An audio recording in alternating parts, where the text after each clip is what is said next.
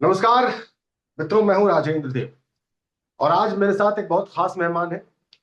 आज मेरे साथ हैं सुप्रीम कोर्ट के वरिष्ठ अधिवक्ता और कानून और संविधान के जानकार रमाकांत गौड़ साहब। गौड़ साहब, बहुत स्वागत है आपका। देखिए, कानून का एक छोटा सा छात्र हूं और अधिवक्ता हूं। तो प्रयास करता हूं रोज सीखने का। धन्यवाद आपका राजेंद्र जी, मुझे अपने कार्यक्रम में बुलाने के लिए। सर, मुझे लगता है कि हम सब सीख रहे हैं। जिस भी क्षेत्र में हम सब काम कर रहे हैं, जी हम सीखने समझने का प्रयास प्रतिक्षण प्रतिदिन कर रहे हैं। और ये प्रक्रिया जो है, मुझे लगता है कि आखिरी सांस तक हम लोग की चलती है और चलनी चाहिए भी। जी, सृष्टि में यह अनवरत है। बिल्कुल सर, बिल्कुल। वैसे जब हम लोग बात कर रहे हैं तो लोकसभा में वक्त अमेंडमेंट बिल जो है, जो आखिरी पिछले साल जो है 2024 में जो इंट्रोड्यूस किया गया था, उस पर अभी चर्चा चल रही है। और चूंकि आप संविधान और कानून को हम सबसे बेहतर समझते हैं, तो मैं आपसे यह समझना चाह रहा हूं कि एक आरोप जो अपोजिशन और कुछ मुस्लिम लीडर्स और मुस्लिम संगठन लगा रहे हैं गवर्नमेंट के ऊपर, कि ये एक असंवैधानिक बिल है जो संसद के सामने प्रस्तुत है और जो संशोधन करवाने के प्रयास किए जा रहे हैं। मुझे सरल भाषा में आप ये बताइए कि क्या ये वाकई एक असंवैधानिक बिल है, या इसमें असंवैधानिक जैसा कुछ भी नहीं है। देखिए, हर बिल जब कानून बनता है तो उसे संविधान की कसौटी पर जांचा और परखा जाता है। राजनीति आरोप प्रत्यारोप का क्षेत्र है। और जब बात पार्लियामेंट की करें या किसी विभिन्न राजनीतिक दलों की करें, तो वो अपने वोटों को मद्देनजर रखते हुए एक दूसरे पर आरोप प्रत्यारोप लगाते हैं। पार्लियामेंट में ऐसा दिखता है। उसके बाद पार्लियामेंट हाउस से निकलते हैं, साथ वहीं बैठे चाय साथ पीते हैं। तो लड़ाई तो पार्लियामेंट में है, बाहर लड़ाई नहीं है। तो पहली बात यह समझनी हो, जी। नंबर गेम है। भाजपा के पास लोकसभा में भी आज 272 चाहिए। इसको पास कराने के लिए 293 का उनके पास आंकड़ा है। तो आंकड़ों को छोड़ें, अगर हम आंकड़ों को कुछ देर के लिए हम साइड भी लगा दें, तो अगर भारत सरकार ये कहती है कि भाई आपके वक्फ के पास कितनी प्रॉपर्टी है, इसको डिजिटाइज कराइए, ये मनमानी नहीं चलेगी। इसके ऊपर एक ट्राइब्यूनल बना देते हैं, इसके ऊपर एक अथॉरिटी बना देते हैं जो देखरेख करेगी।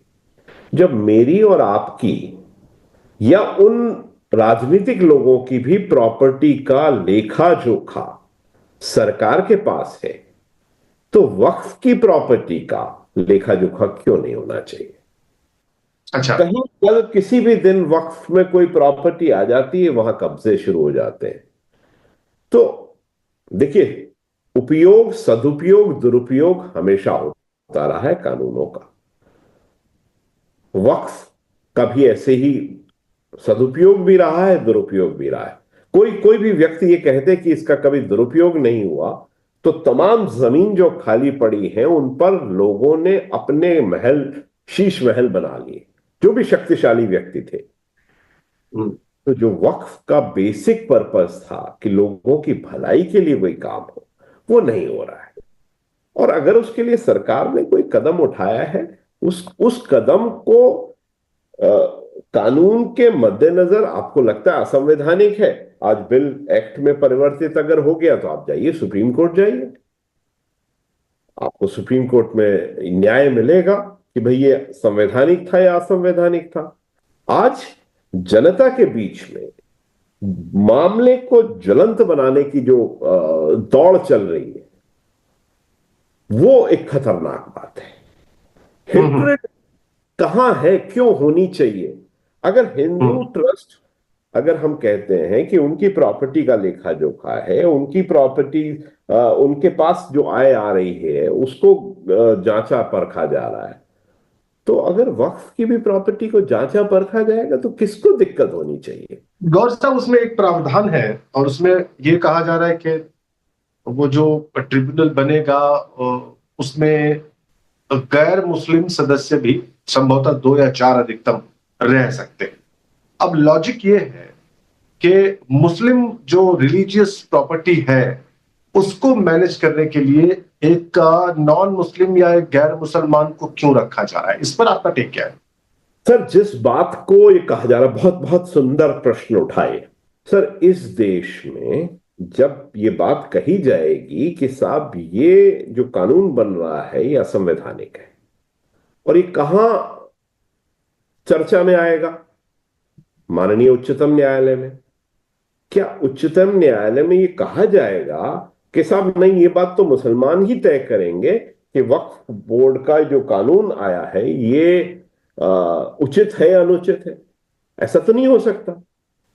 भारत का संविधान we the people of India कहता है, वी हिंदू मुस्लिम क्रिश्चियन कुछ नहीं कहता।